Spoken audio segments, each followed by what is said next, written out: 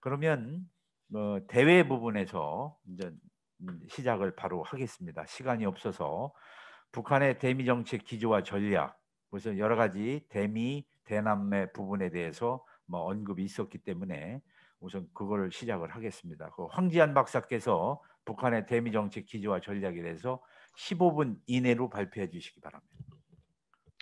네, 안녕하십니까. 서울시립대 황재현입니다. 무엇보다 이렇게 좋은 그 당대회를 정리할 수 있는 자리에 초대를 해주셔서 감사의 말씀을 드리겠습니다. 저는 이제 그 당대회 중에서 내용 중에서도 대미 전략과 관련된 그런 부분들입니다. 그래서 미국과의 관계에서 전반적인 기조가 어떻게 되는지, 그리고 북핵과 관련된 정책들, 그리고 전반적인 북미 관계를 어떻게 구성하려고 하는지에 대한 말씀을 드리려고 합니다.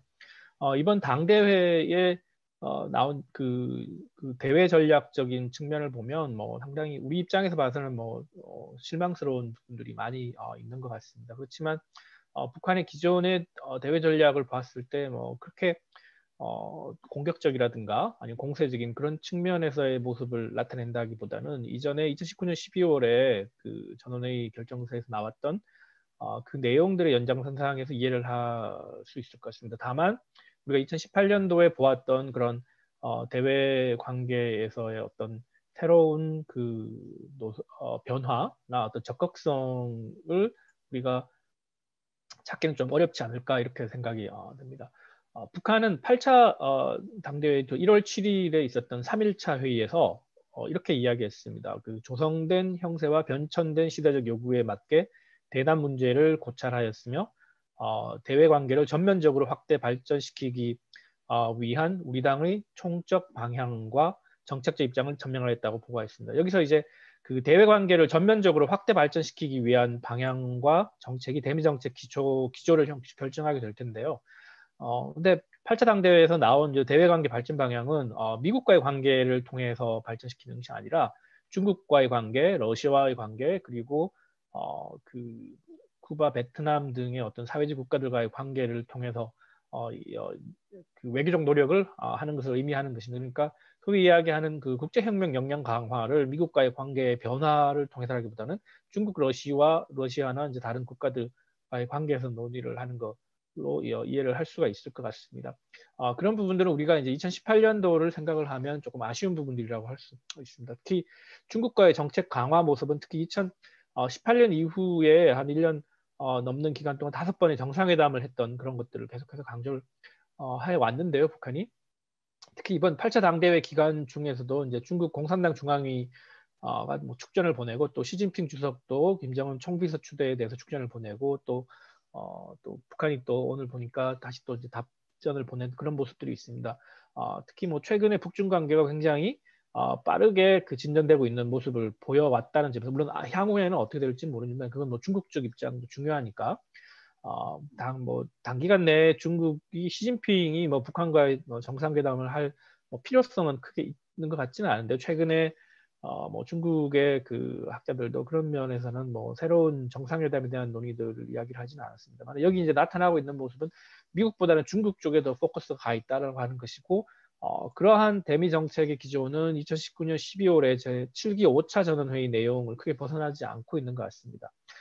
잘 기억하듯이 당시 투쟁부는 우리의 전진을 저해하는 모든 난관을 정면 돌파전으로 뚫고 나가자라고 하는데 정면 돌파전이라고 하니까 이것이 굉장히 공세적이고 공격적인 모습으로서 뉘앙스가 느껴지는 것이 사실인데 하지만 그 내용을 보면 나중에 이제 설명을 드리겠지만 이제 그 국방력에 기초를 하고 있지만 그 외교전을 공세적으로 한다고 하는 의미가 굉장히 좀 강한 것 같습니다.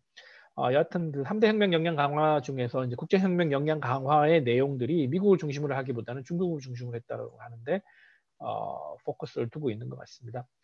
두 번째로 우리가 확인할 수 있는 것은 국방력에 의해서 대미 억제를 하고 또 공세적인 외교전을 한다고 하는 것입니다. 제8차 당대회 대미정책 기조는 군사적인 억제와 공세적인 외교전으로 그래서 요약이 될 수 있습니다. 여기서 억제라고 하는 것은 보통 국제정치에서 이야기하는 디터런스를 이야기를 억제를 얘기하죠. 북한은 억제라고 쓰고 있고요. 디터런스를 이야기를 하고 있는 것 같습니다. 그래서 2019년 12월의 전원회의에서 정면 돌파전에서도 국방과 외교의 결합 형태로 나타났는데 이것이 이번 그 8차 당대회에서도 보다 구체화된 것 같습니다. 그래서 미국과의 장기적인 대립을 준비하는 방향성에 관한 이야기인 것 같습니다. 사회주의 국가들과의 협력을 강화를 하는 것을 강조를 했고요.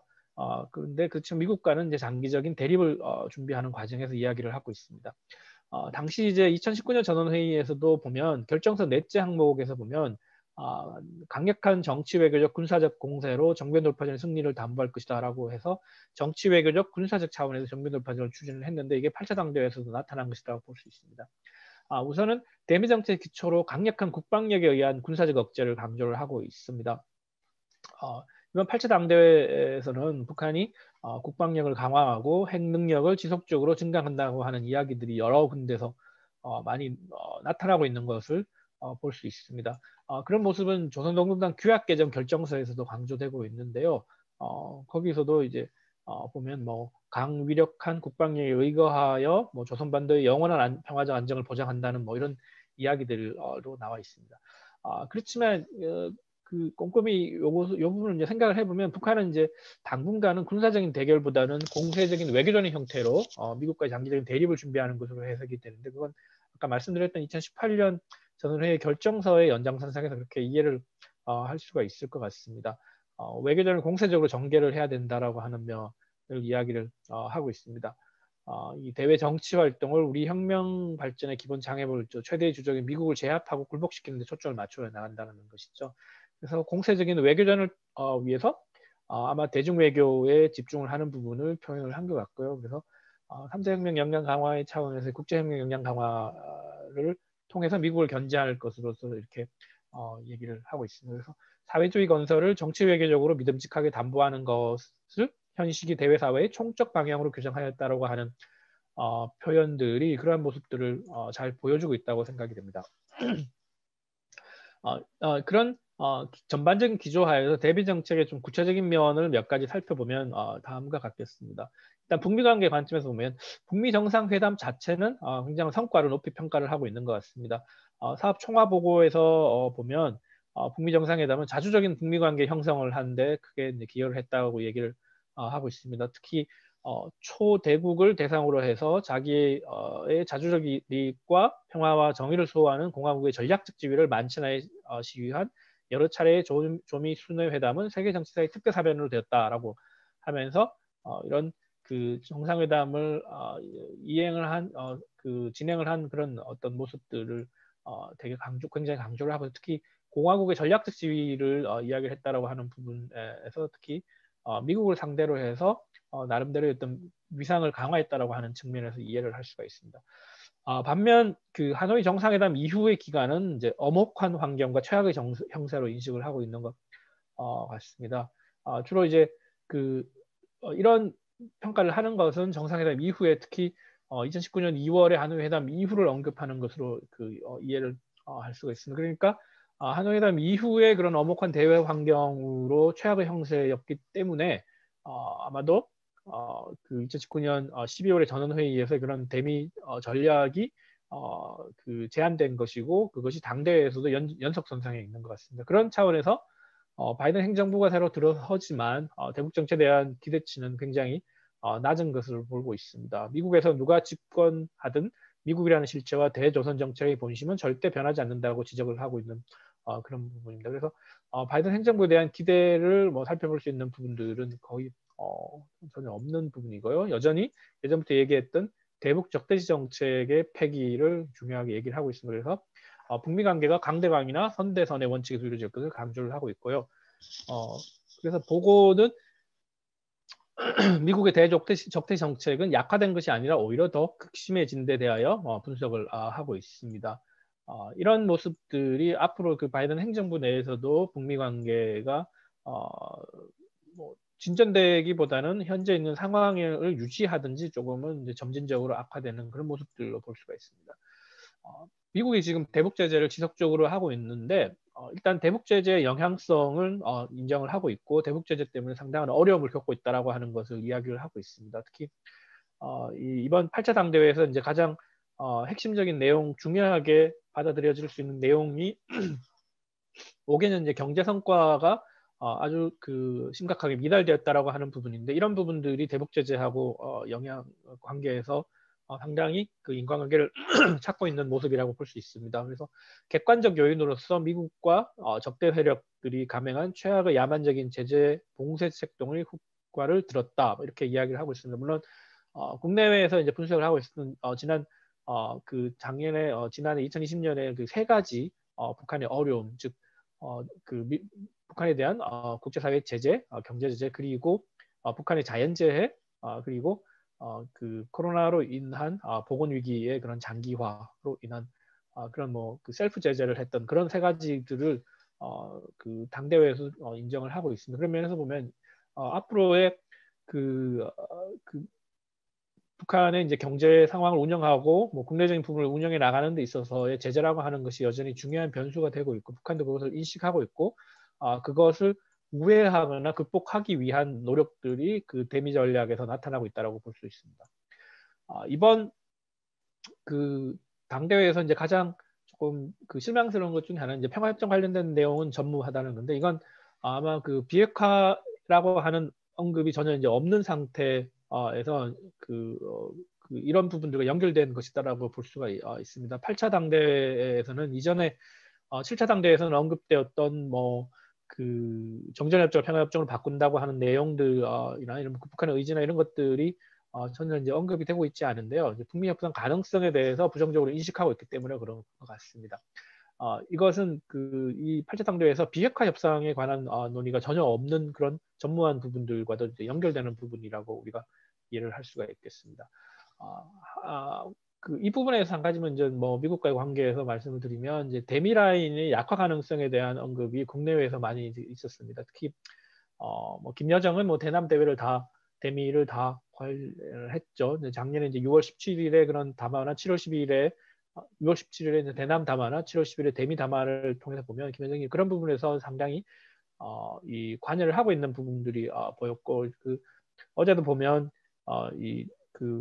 우리 합참이 열병식을 관찰하고 있다는 내용에 대해서 김여정이 비난 담화를 발표를 하긴 했기 때문에, 여전히 뭐 직책에 상관없이 김여정의 그런 영향력은 살아있는 것 같고, 또한 뭐 김여정이 어떤 직책을 가지고서 그 영향력을 발휘했던 것은 아니기 때문에 크게 지위가 강등됐다라고 하는 부분들에 대해서 크게 뭔가 이렇게 김여정의 영향력과 인과관계를 논의하기는 좀 어려운 부분이 있습니다.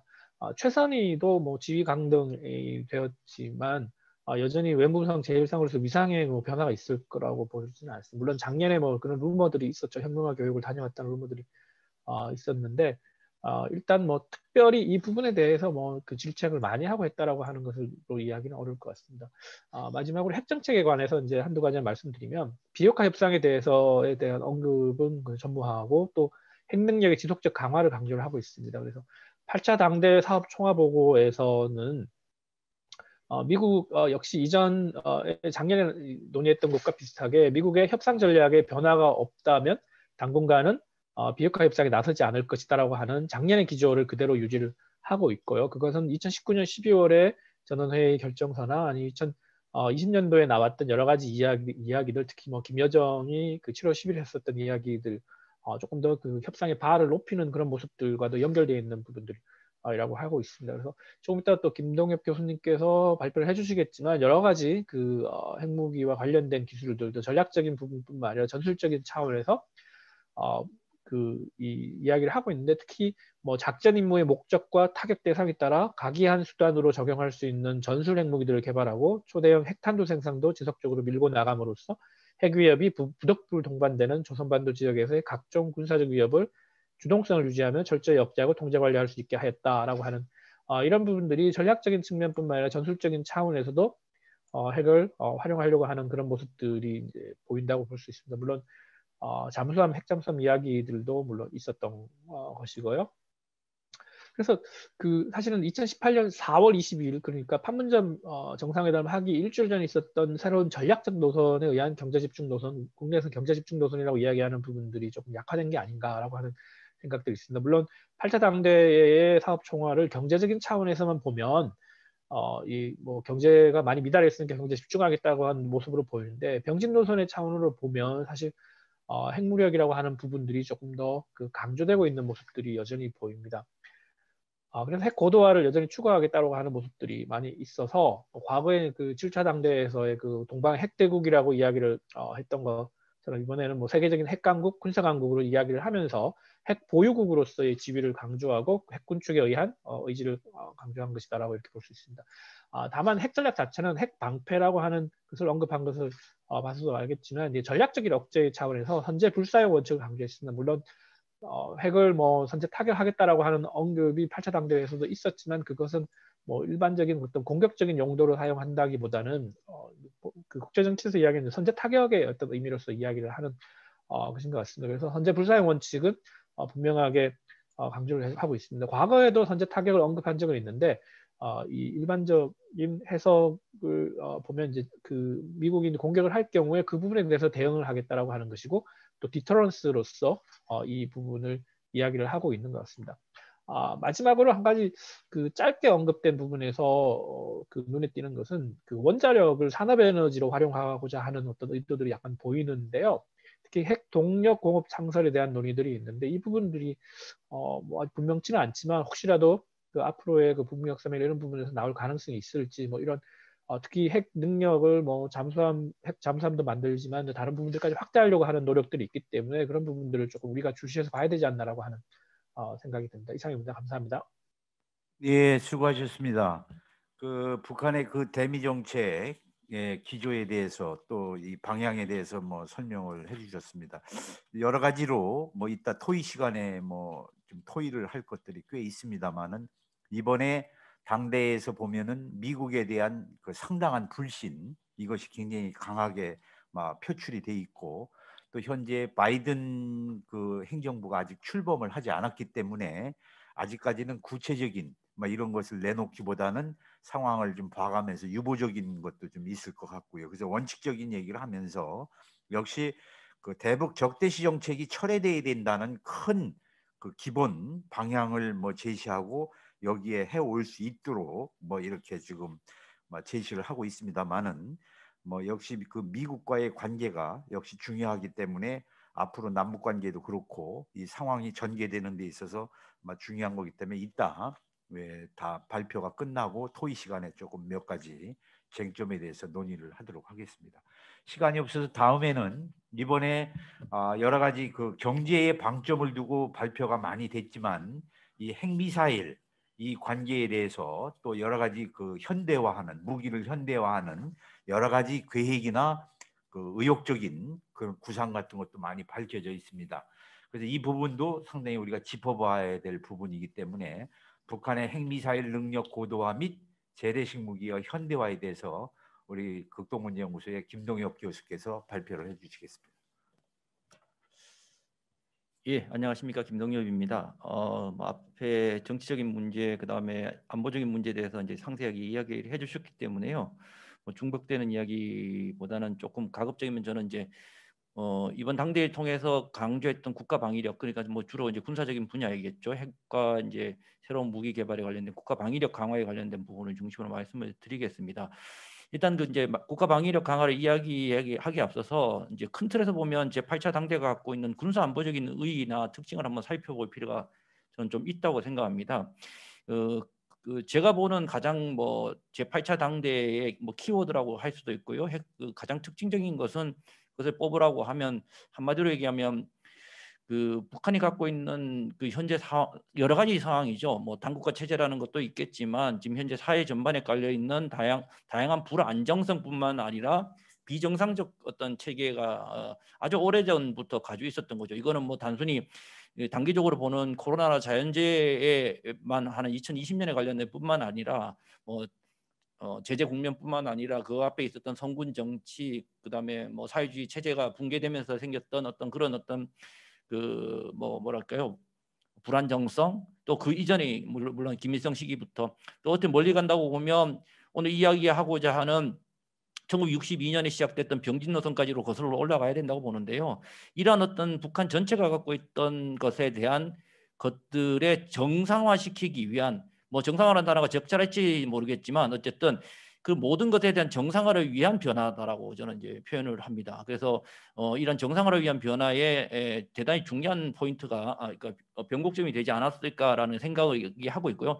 이건 뭐 변곡점이라고 해서 한 시점이 아니라 대단히 오래전부터 준비가 되어 있다고 생각을 하고 저는 이러한 것이 지난 김일성 통치의 10년간의 노력의 하나의 이제 뭐 방점이라고 생각하고 또 그거보다 이전에 이미 2008년 정도쯤 김정일 위원장이죠. 전임 김정일 사망하기 한 전에 이제 몸이 아파서 이제 거의 사망 직전 갔다가 다시 일어나는 경우가 생겼습니다만은 그때부터 시작된 변화가 아닌가라고 생각하고 지금의 변화 자체가 이제는 어떻게 놓고 보면 어쩌면 지난 제7차 당대까지는 어떻게 보면 김정일의 어떤 뭐 유언은 아니라고 표현할 수는 없지만 어떤 계획표대로 왔고 그것이 김정일의 계획표와 김정은 위원장의 계획표가 만나는 그 지점이 제7차 당대라고 본다면 명실상부의 김정은의 통치로 완전히 전환되는 시점이 저는 지금이 아닌가라고 저는 생각이 듭니다. 그런 측면에서 멀리 보면 아까 말씀드렸듯이 1962년 이후에 오랜 기간 동안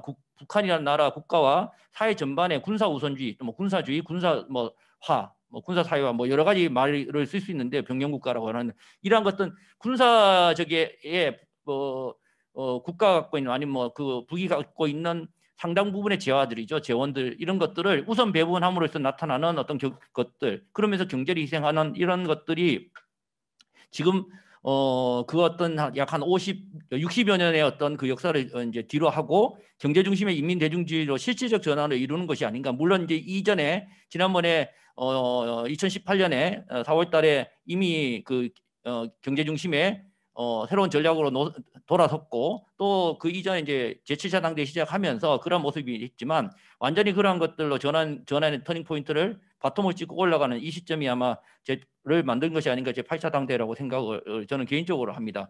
뭐 시스템적으로 앞서 말씀드렸지만 상당 부분 김정은 위원장이 갖고 있는 뭐 부담감을 덜면서 저는 이 유니트 그러니까 단위 중심의 어떤 뭐라고 할까요? 임무와 책임을 상당히 중요시 해가는 시스템 통치 방식이 이제 안착이 돼가는 과정 그것도 대단히 중요하다고 보면서요. 뭐 이번에 전체적인 사업을 그 총회 당대의 내용을 그러니까 일정을 보더라도 과거보다 뭐 단순히 일정이 길었다는 것뿐만 아니라 사업 창업 보고 내용 보고와 토론에 이어서 바로 결정서를 채택하지 않고 초안 뭐 작성위원회, 분별 협의회 이런 것들을 통해서 결정서를 만들고 재학습을 하고 또 심지어는 이제 오늘 아침 나온 거 보면 강습을 했다라고까지 하고 있거든요. 이런 측면에서 놓고 보면 상당 부분 김정은 통치의 어떤 안착을 위한 노력이 있고 그 중심에 과거에 있었던 군사주의화를 탈피하면서 뭐랄까요? 그 인민대중 제일주의로 터닝하는 이런 어떤 대단히 중요한 포인트가 됐다고 생각하고 그러한 것들이 군사 관련 당규약 변화에도 전 나타났다고 봐요. 이번에 나타난 이제 군사 관련 당규약 전문에도 보면 과거의 당규약과 29조 당중앙군사위원회 뭐 토의 문제라든가 아니면 당규약에서 뭐 과거의 것을 이번에는 뭐 인민군대 본질적 특성과 뭐 제가 다 읽어드릴 수는 없지만 이런 것들이 아직 당규약이 정확하게 나오지는 않았지만 과거의 당규약과 비교해서 이번에 그 북이 어느 정도 이제 노출한 내용만 놓고 보더라도 조금 상당 부분 군의 역할이나 위상에 대한 변화가 식별이 된다는 측면에서 과거 갖고 있었던 군사 우선주의, 뭐 군사주의, 성군주의 이런 것들의 이 사라지면서 경제로서의 어떤 측면이 대단히 강조되고 있는 게 아닌가라고 저는 이번 당대의 군사안보적 특징을 이야기하고요. 그런데 이런 측면에서 이제 앞에 말씀하셨던 분과 뭐 말이 조금 약간 이견차가 있을 수 있는 것 중에 하나가 바로 병진 노선이냐 병진 노선이 아니냐 뭐 이런 거거든요. 그래서 이번에 어떻게 보면 군사 그 핵 전쟁 억제력이라든가 자위적 국방력 강화를 강조하고 있다는 측면에서 보면 결국은 뭐 자신들이 지난 2018년 4월달에 병진 노선을 결속하고 새로운 전략 노선 경제 중심으로 돌아섰다고 하고 그 이후에 2019년에도 결코 뭐 이러한 결정은 뭐 틀리지 않다고 몇 번 이야기했기 때문에 병진 노선으로 돌아간 것은 아마 북한 스스로가 인정하지 않을 겁니다. 그런데 저는 지금 이 모습이 병진 노선이냐 아니냐 병진 노선이 맞죠. 예. 왜 병진 노선이 맞다고 생각하냐면 북이 과거에 1992년부터 만들었던 경제 병진 노선, 국방 경제 병진 노선과 또 성군 경제 노선이라고 하는 것과 실제 이런 것들이 통상 우리가 병진 노선이 한데 그거는 더 정확하게 말하면 병진 노선이 아니죠. 말만 병진 노선이고 가짜 병진 노선이라는 거예요. 사실은요.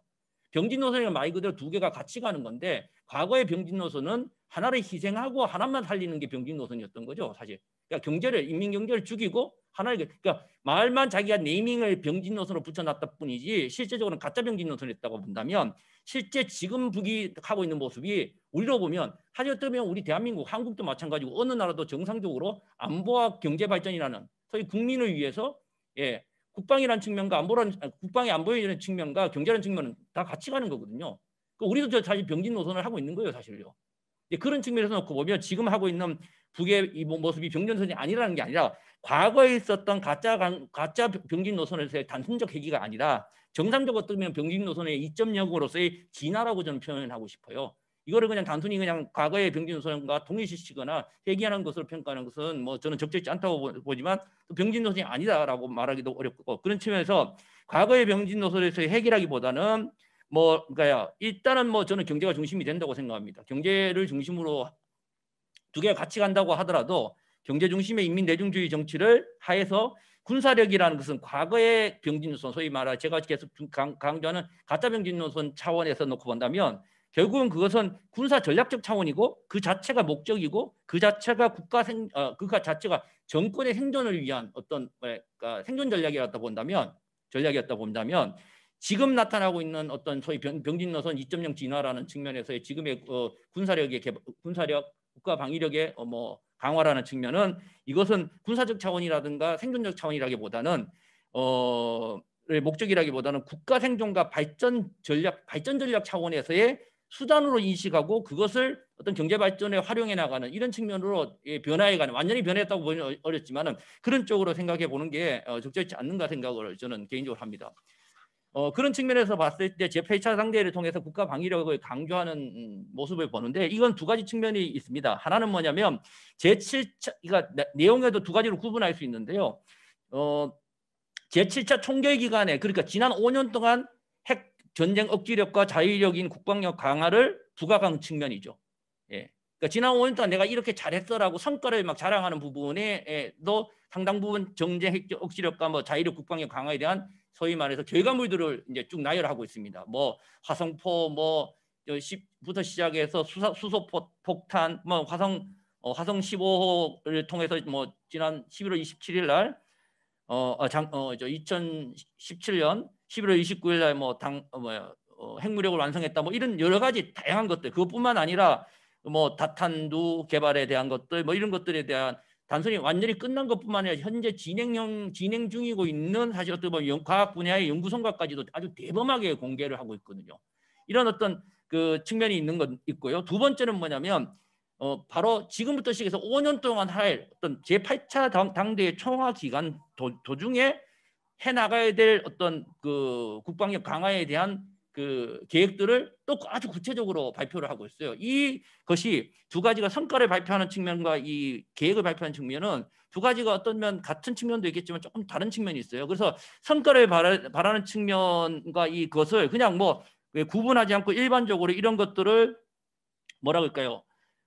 대외적인 메시지 이런 것들을 그 군사적인 행동을 사전에 알려줬다기보다는 사전에 예시하고 그걸 통해서 대남이라든가 대미라든가 이런 쪽에서의 어떤 양보를 갖든가 협상을 강요한다든가 이런 어떤 협상적 차원 대외적 메시지가 이 가능성 그것도 충분히 가능성은 있습니다. 그 의도도 분명히 없지는 않겠지만 그러한 어떤 의도 이상으로 가장 중요하게 생각하는 것이 이러한 당대 전반으로 아까 말씀 성과뿐만 아니라 계획층에서 국방 발전에 대해 상세히 언급하고 강조하는 가장 큰 의도는 저는 대내적인 메시지, 대내적 의도가 좀 더 클 가능성, 일방적으로 그것뿐만 아니라고는 하는 거고요. 아까 말씀드렸던 대내적인 메시지, 대외적인 어떤 의도보다는 대내적 의도가 우선이 아닌가라고 생각합니다. 일단적으로 보면 이 당대가 갖고 있는 의미 자체가 대외적인 어떤 의도보다는 대내적인 의도이고요. 이 당대가 다들 아시지만 전체적으로 그 정권 자체가 5년 동안 얼마나 잘했고 앞으로 5년 동안 어떻게 간다는 것을 북한 주민들한테 인민들한테 인정받고 그 정권의 정통성과 정당성을 만들어가는 과정이고요. 거기서 김정은이든 뭐 김일성이든 과거에 이렇게 발표하는 그 발표 자체가 최고 지도자의 노작이거든요, 사실요. 예.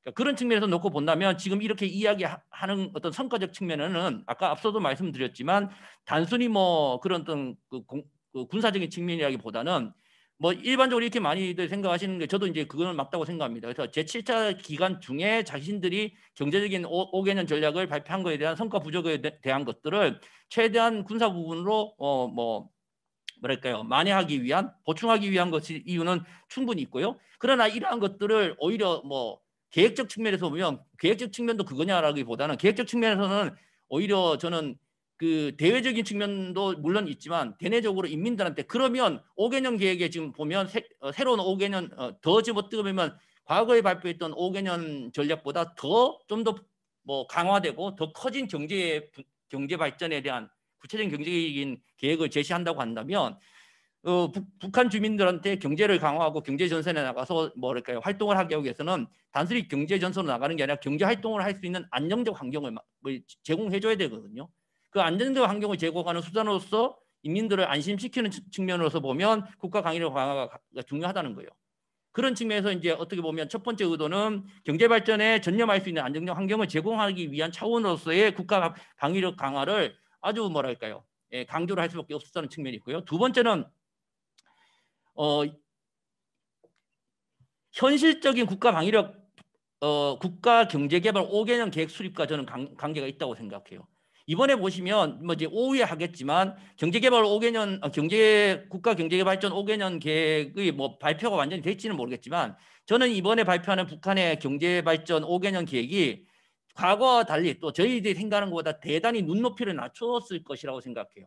그러니까 왜 그러냐면 지난 북도 이야기했지만 지난 5개년 전략은 뭐 제재 때문에 또 대외적인 것 때문에 실패의 요인도 있지만 자기가 주관적인 자기 때문에 실패했다. 왜냐하면 계획을 잘못 잡았다고 본인 스스로 이해했고 현실적인 계획을 잡겠다고 얘기했거든요. 그런 측면에서 보면 북은 아마 앞으로 5년 후에 끝내야 될 경제개발 5개년 계획 경제의 목표를 생각보다 좀 낮게 잡았을 겁니다.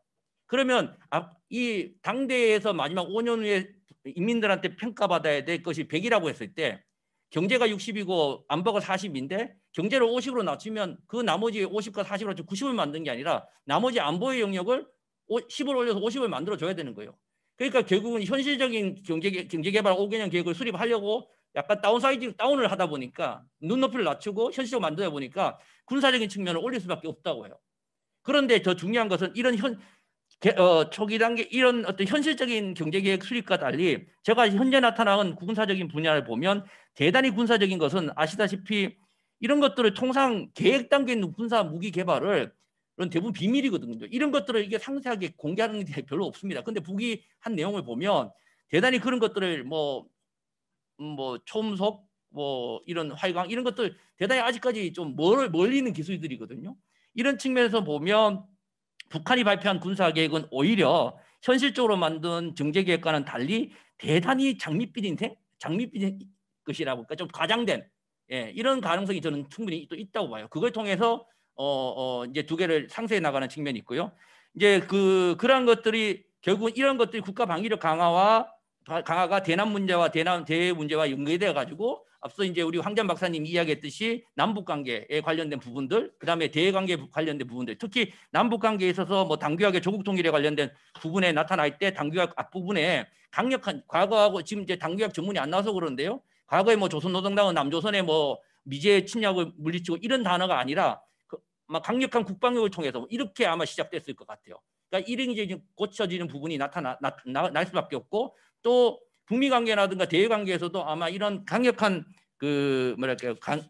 국가 방위력 강화와 무관하지 않게 그거에 관련시켜서 대외의 기본 노선 내에 반영시키지 않았을까라고 저는 개인적으로 생각합니다. 마지막으로 한마디만 말씀을 드리면 제가 뭐 대외적인 메시지다라고 하면 북한이 8차 당대 이후에 경제에 집중하면서 이런 국가 방위력의 강화에 관련되고 있는 어떤 도발이라고 표현해야 될지 모르겠지만 이런 실험 것들을 미국의 눈치를 보고 아니면 미국의 행정부의 대북 정책의 어떤 방법, 이 흐름이라든가 남측의 정치적 일정을 보면서 결정하지 않을까라고 생각할 가능성이 있는데 저는 시기의 조절과 수위의 조절은 좀 있을지 모르겠지만 전체적인 흐름은 이거는 대외적인 흐름이 아니라 대내적인 메시지와 대내적인 중요.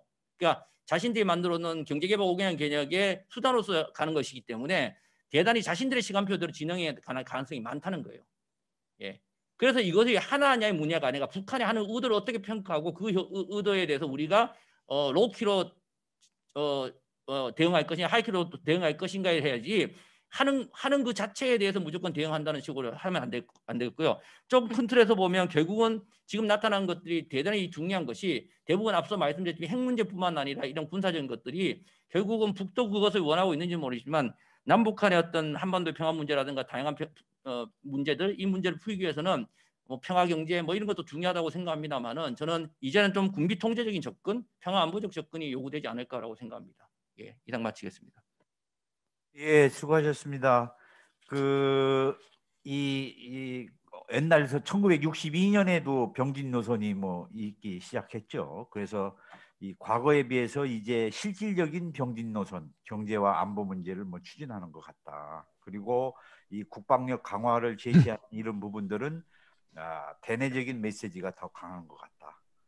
뭐 이렇게 하는데 이따 토의 시간에 많이 토론을 할 것들이 꽤 있을 것 같습니다. 그래서 그 대미 문제도 그렇고 이때 대남 문제도 나오겠지만 이 대미 대남의 어떤 커다란 그 허들 바리케이트를 쳐놓고 나는 국방력을 이렇게 해서 강화해 가겠다. 그래서 조건부 상호주의를 걸면서 뭐 이렇게 하는데 과연 이런 것을 어떻게 우리가 보고 실질적인 생각은 뭔가 뭐 이런 걸 좀 따져볼 필요는 있을 것 같습니다. 자, 시간이 없어서 그러면 박원권 교수님께서 이 북한의 대미 정책 기조와 전략에 대해서 토론해 주시고 이어서 안경모 국방대 교수께서 이 군사 문제 이거 논의를 해 주시겠습니다. 박원권 교수님 부탁합니다. 네, 감사합니다. 이런 귀한 자리에 초청해 주셔서 감사드리고요. 토론이라고 해서 우리 황재환 교수의 발제문을 계속 기다렸는데 안 오더라고요. 그래서 어쩔 수 없이 그것을 보지 못하고 제가 토론문을 그 시기 내에 먼저 작성을 했습니다. 그래서 오늘 얘기하는 거에 나중에 받았습니다. 황재환 교수 거를. 그래서 그 내용이 제가 그 적은 토론문에는 들어가지는 않았는데 합쳐서 같이 좀 얘기를 하도록 하겠습니다. 저는 이 8차 당대회 개최 배경에 대해서 먼저 생각을 계속하고 있었는데요. 왜 하필이면 1월이냐. 여러분 잘 아시다시피 북한이 지금 코로나 때문에 굉장히 어려운 상황이고 그리고 겨울이면 코로나가 더 심각해지는 그런 상황인데 하필이면 1월 달에 왜 이 8차 당대회를 하느냐에 대한 끊임없는 의문이 좀 있었습니다. 결론적으로 말씀드리면 저는 여전히 미국의 가장 대외 정책, 대외 전략에 이번 8차 당대회에 그 방점이 찍혀져 있다라는 판단을 지울 수 없습니다. 1월 달에 개최를 함으로써 20일 그 바이든 행정부가 시작하기 전에 자신들의 입장을 밝히고 그래서 오히려 바이든 행정부가 대북 정책 검토를 하는 데 영향을 끼치겠다. 그런 의도가 이번에 반영이 돼 있다라고 판단이 됩니다. 아까 저기 황 교수도 얘기를 한 것처럼 정면 돌파라는 얘기가 적지 않게 나오죠. 그 2019년 12월 달에 발표된 정면 돌파인데 여전히 북한은 큰 틀에서는 그 정면 돌파의 입장을 계속 유지하고 있다라고 판단이 됩니다. 오히려 어떻게 보면 좀 강화된 그 정면 돌파의 입장을 이번에 다시 한번 밝혔다라고 판단이 되고요. 대미 정책과 관련돼서는 크게 저는 두 가지 메시지를 담고 있다라고 생각합니다. 첫 번째는 여러분들이 이미 말씀하셨습니다만 바이든 새 행정부와도 북한이 대한 미국의 적대시 정책이 철회 없이는 의미 있는 관계를 추진하지 않겠다라는 표현이죠. 상당히 글쎄 절제됐다라고 보는 그 해석도 가능합니다만 제가 보기엔 절제보다는 분명한 어조로 미국에 대한 뭔가 이 정책을 미국에 대한 정책 규정을 했죠. 전쟁 괴수 최대의 주적이라는 표현도 나왔고 미국을 제압하고 굴복시키는데 초점을 맞추겠다라는 그런 의미들을 분명히 하고 있습니다. 이것은 2019년 10월 달에 스웨덴 스톡홀름 그 대화가 깨지면서 북한이 요구했던 이른바 발전권과 생존권을 통합한 적대시 정책을 선제적으로 철회하지 않는 한 미국과의 관계 개선은 없다라는 그런 입장을 밝혔다라고 생각이 되고요. 두 번째는 핵 포기 의지가 있다라는 것은 뭐 여러분들이 이미 얘기를 하셨고, 근데 더불어 핵을 최대한 고도화할 것이다라는 것이 여기 이번에 다 포함이 돼 있다라고 생각이 됩니다. 뭐 굉장히 많은 일종의 포트폴리오를 다 밝혔고요. 이것은 김동엽 교수 얘기한 것처럼 앞으로 과연 현실성이 있느냐의 측면까지 고민하게 만드는 여러 가지 것들이 다 들어가 있습니다. 근데 저는 그중에 두 가지 것이 가장 주목이 되고 뭐랄까 우려가 되는데요. 하나는 정찰 위성을 확보하겠다라고 얘기를 하는 겁니다. 정찰 위성을 확보하겠다라는 것은 결국은 그 대륙간 탄도 미사일 시험을 하겠다. 뭐 그들의 표현이하면 평화적인 방법으로 위성을 하는 장거리 로켓을 발사하겠다라는 것을 예고했다라고 볼 수 있고요. 또 하나 그것보다 더 우려가 되는 것은 재작년부터 보이기 시작한 북한의 신형 무기들, 초대형 방사포를 비롯해 이것들을 첨단 핵 전술 무기로 지칭한 것이죠. 뭐 군사하는 분들 다 아시다겠지만 이 첨단 전술 핵무기, 전술 핵무기로 이것을 사용하겠다라고 하는 것은 앞으로 재래전과 핵전의 가능성을 사실상 구분하지 않겠다라는 의미가 굉장히 강하고요. 그렇다면은 그냥 재래 전력으로서 재래식 탄두를 사용했는 그 무기 체계가 핵무기화 될 수 있다는 것은 얼마든지 확전의 가능성을 열어놨다라는 매우 우려되는 그런 발표였다라고 생각이 됩니다. 종합할 때 저는 이번 8차 당대회를 통해서 북한은 핵 보유 의지를 넘어서 극도로 고도화된 핵 능력을 계속 개발하겠다. 그 의미는 결국은 북한을 핵 보유국으로 미국이 인정하라라는 다시 압박을 했다라고 판단을 하고요. 핵 보유국으로 인정된 한 상태에서 뭐 핵 보유국으로 공식적으로 인정을 하지 않겠죠. 영어로 하면 디팩터 사실상의 핵 보유국으로 인정하고 그리고 핵 군축에 나서겠다라는 그런 의지와 의도가 있다라고 생각을 합니다. 북한이 이 자세한 포트폴리오를 밝힌 것은 그것은 핵 군축 회담에 활용을 할 수 있다라고 생각이 됩니다. 핵 잠수함을 비롯해서 나머지 부분을 자신들이 포기하는 대가를 받아낼 수 있는 그런 하나의 또 그 의도도 그 안에 들어가 있다라는 생각을 하고 있습니다.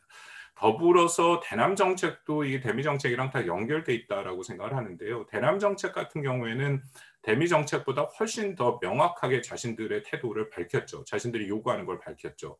어떻게 보면 대미 정책은 일종의 모호성을 약간은 유지했습니다. 모호성이라는 것이 발전권과 생존권이라는 얘기도 안 나왔고 그냥 적대시 정책의 철회다 하니까 그래서 어떻게 해석할지의 해석의 여부의 유연성을 분명히 북한이 갖고 있다라고 판단이 되는데 반면 대남 관계에 대해서는 아주 명확하게 우리한테 요구하는 것이 있죠. 근데 그것들을 우리가 받을 수 없는 부분이 분명히 있지 않습니까?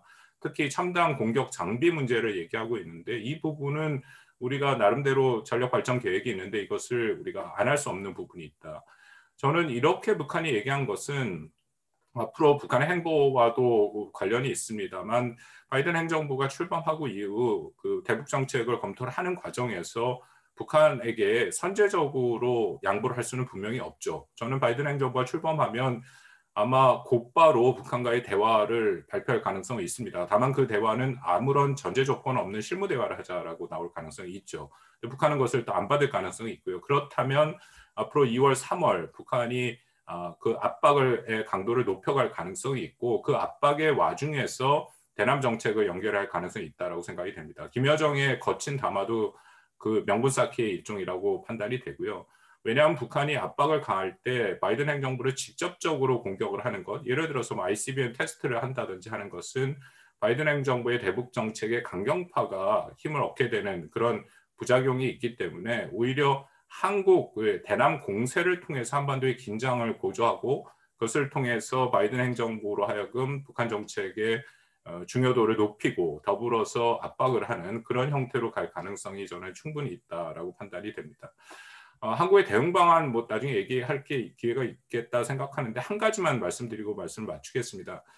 가장 안타까운 게 뭐 대통령 신년사에서 나온 것에 이 내용이 들어갔으면 하는 안타까움을 저는 금할 수가 없습니다. 왜냐하면 이번 8차 당대회 때 북한이 얘기한 문제 삼은 것 중에 하나가 우리가 반입하는 한국이 반입하는 첨단 공격 장비에 대해서 설명을 해라. 대통령 보고 설명을 해라라고 얘기를 했지 않습니까?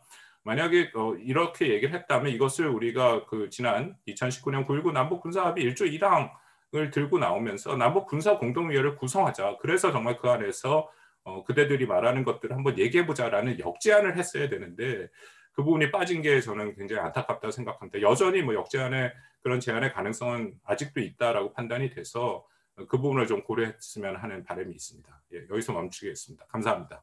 네, 수고하셨습니다. 앞으로 뭐 여러 가지 이 8차 당대회가 이제 마무리됐기 때문에 제한된 것들을 뭐 충분히 검토해서 앞으로 기회가 많이 있고, 또 이 단답식으로 이 대응을 할 것은 아니고 포괄적으로 북미 관계 또 남북 관계 전반적인 것을 아우르면서, 또 북한이 정치 분야 앞에서도 논의가 됐습니다만은 지향하고자 하는 여러 가지 방향성을 충분히 검토를 해서 뭐 우리도 뭔가 대응할 수 있는 정책적인 대안이 제시되어야 될 거라고 생각을 합니다.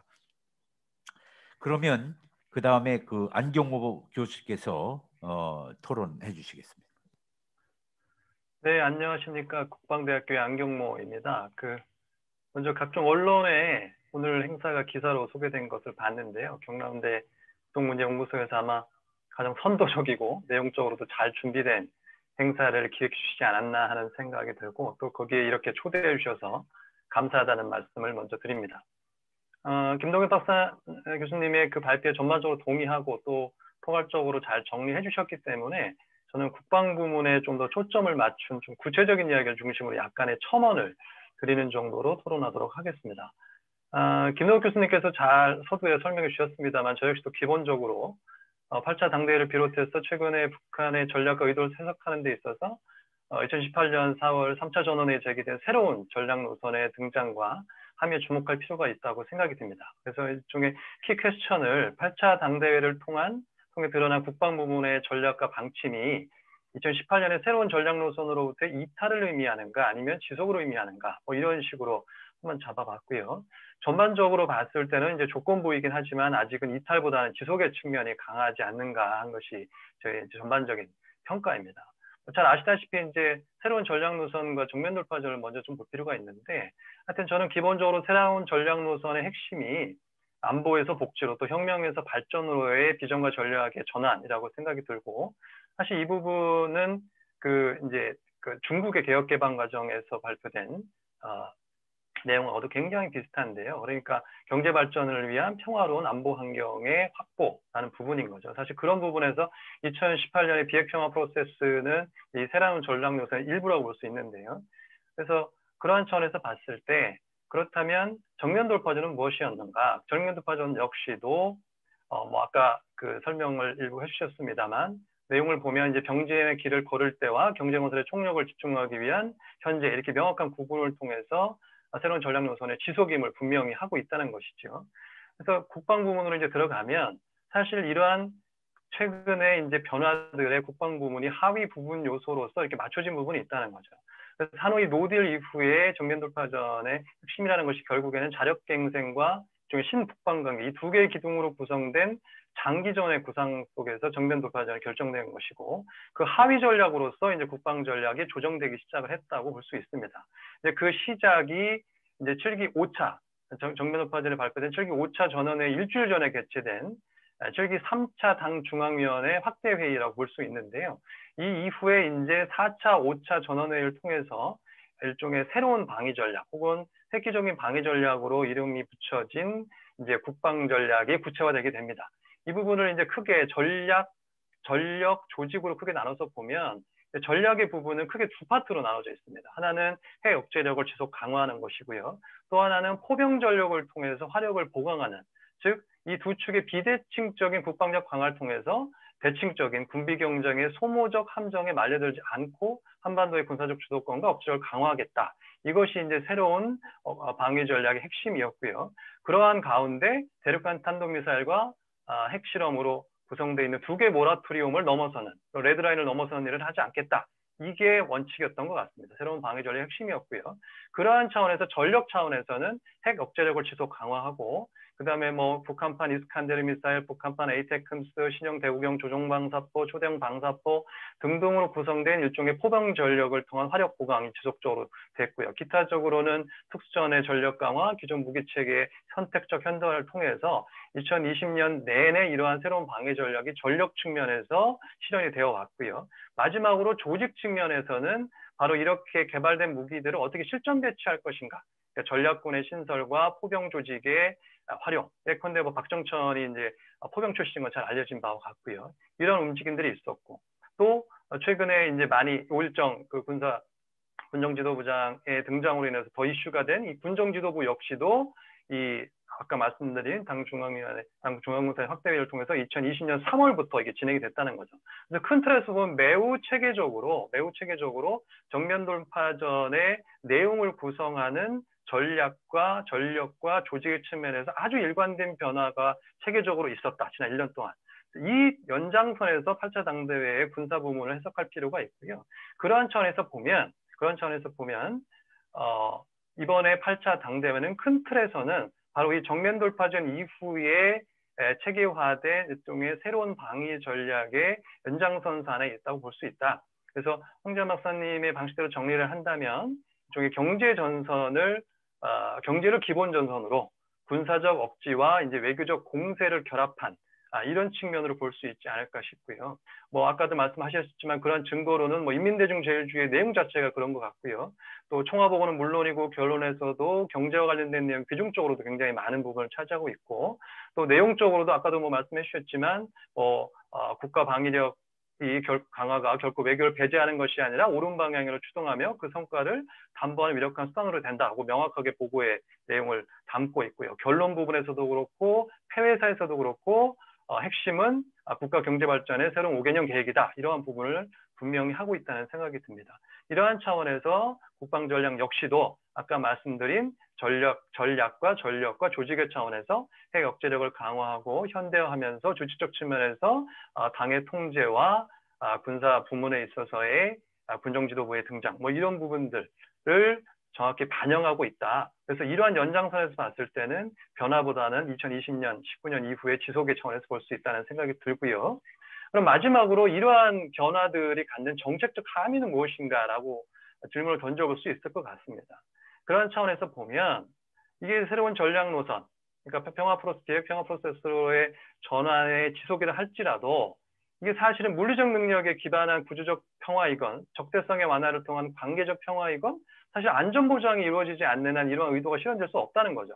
그러니까 중국의 경우에도 보면 개혁개방 과정에서 개혁개방이 실현될 수 있었던 거는 역설적으로 아까 말씀드린 관계적 평화, 즉 78년의 중일평화 우호조약이나 79년의 미중수교 등을 통한 관계적 평화가 있었고요. 그거 말고도 사실은 중국이 핵 억지력, 그러니까 75년도에 이제 괌과 모스크바를 타격할 수 있는 둥펑 4를 개발해서 배치하기 시작을 했고요. 81년도에 드디어 미국 본토 타격 능력을 확보하게 됩니다. 즉 억지력의 확보가 개혁 개방과 같이 갈 수 있다는 거죠. 외부의 시선과는 달리. 그래서 북한의 시점에서 보면은 사실 핵 개발과 이런 개혁 개방론의 변화 이런 것들이 사실은 배치되지 않는다라는 부분을 일단 이해할 필요는 있는 것 같습니다. 근데 문제는 아까도 말씀드렸다시피 이러한 그것의 양립이 외부의 어떤 그 수용을 전제로 한 거기 때문에 현실적으로 거의 불가능한 것이죠. 그렇다면 외부가 수용하지 않고 이런 비핵화의 프로세스가 진행되지 않을 경우에 결과적으로 북한은 이런 양립 불가능성 현실적인 양립 불가능성 속에서 안보와 복지를 선택해야 되는 상황이 될 수 있다. 그리고 이것이 우리에게 매우 부정적인 소식일 수 있다는 생각이 들고, 그러니까 하노이 노딜의 북한의 선택이 병진의 방향으로 쭉 경사되어가는 과정이 바로 이러한 부분들을 보여주는 것이고 우려를 낳는 부분이다. 특히 미중 갈등과 북중 밀월 속에서 북한에게 핵을 포기하지 않고도 복지를 일정 부분 달성한 일종의 B플랜의 가용성이 더 커지고 있다는 점이 매우 우려된다. 아까도 말씀해 주셨지만 이번에 매우 이례적으로 중국과 2번이나 축전을 주고받지 않았습니까? 더군다나 이제 국제부장의 매우 대표적인 중국통인 이제 김성남 제1부부장을 임명을 한 부분도 있고요. 그래서 결과적으로 정책적으로 봤을 때는 이러한 긍정적인 신호들에도 기회의 요소들은 불구하고 시간이 핵심적 변수라는 경각심을 유지할 필요가 있고, 북한의 손익계산이 바뀌기 전에 우리가 원하는 결과들을 도출하려는 보다 적극적인 노력이 필요하다. 예컨대 미국의 소식에서 상당히 우려되는 부분이 있는 게 문재인 교수님께서도 특보님께서도 이제 신문의 기고문에서도 밝히셨지만 일종의 저도 이제 워싱턴에서 직접 확인했습니다만 미국에서 일종의 핵군축론이 부상을 하고 있다는 거죠. 사실 이 핵군축론의 실현은 어떻게 보면 저희가 굉장히 곤란하고 방기되는 상황이 될 수 있다는 점에서 우려스럽고요. 또 한 가지는 이제 일종의 회색지대 전략. 뭐 잘 아시겠지만 Security and Security 딜레마를 통해서 북한의 핵 억지력이 한반도 분쟁 지대화 옵션의 가용성을 더 키우고 있다. 그래서 관련돼서 좀 우려됐던 부분이 보고에 나오는 부분인데요. 우리의 국가 방위력이 적대 세력들의 위협을 영토 밖에서 선제적으로 제압할 수 있는 수준에 올라선 것만큼 앞으로 조선반도의 정세 격화는 곧 우리를 위협하는 세력들의 안보 불안정으로 이어질 것이다. 이런 일종 경고를 발신하고 있다는 것이죠. 예, 그리고 이제 뭐 대체적인 이야기 거의 드렸고 마지막으로 한 가지만 더 말씀드리면 사실 그 다른 선생님들께서 말씀하셨지만 이제 보다 지역적으로는 도발 가능성 관련해서 저 역시도 위성 이야기, 그다음 핵 동력 공업 이야기 이런 부분들에 조금 더 포커스를 둘 필요가 있지 않은가 이 정도 말씀드리도록 하겠습니다. 감사합니다. 예, 수고하셨습니다.